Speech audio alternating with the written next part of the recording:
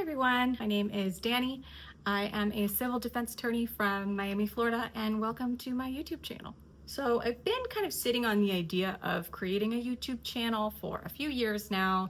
I'm really big into the true crime YouTube community. I am a civil defense attorney, I'm not a criminal attorney, but nonetheless, I thought it would be interesting and a fun activity to kind of opine on a lot of the big true crime cases that are being tried now in front of a live audience and millions of people. There's a lot of material to work with, and I think I have a lot of opinions on these cases that I would like to share. The first case that I'm going to start with is the murder of Professor Dan Markel back in 2014.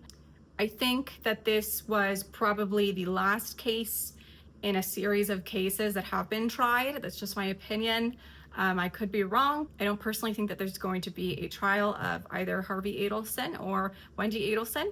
I do think that today, which is the day that Donna will be sentenced, is going to be the kind of final chapter in this case. I would like to take that opportunity to kind of just dive right in and start my YouTube channel. So I think I want to do a deep dive of each and every case that has occurred starting from the 2019 trial of Sigfredo Garcia and Catherine McBenowa. But first I want to do kind of an introductory video giving a little background about Donna and the Adelson family in general. So without further ado, please enjoy my very first video on my YouTube channel.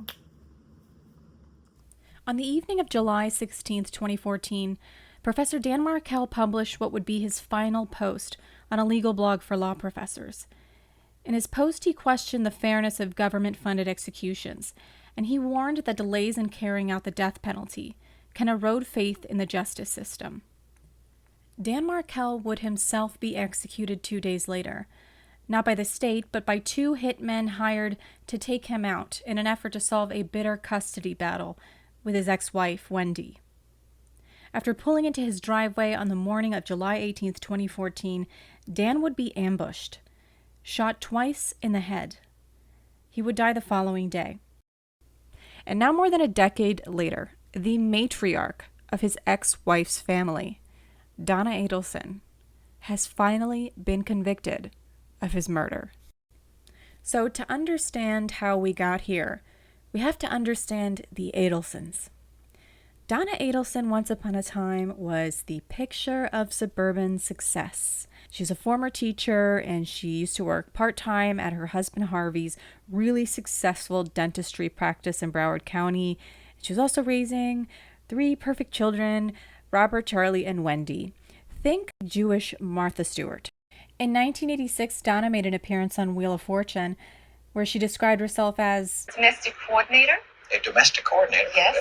I'm responsible for the activities, classes, and lessons of my son Robert, who is 16, Charlie, who is 12, Wendy, who is 10, my husband Harvey, who's in the audience, and my dog Sam.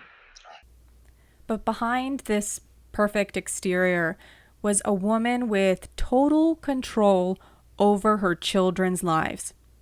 Donna was the family strategist. She was arranging their schooling, pushing the children's academic success, and she was steering their personal lives.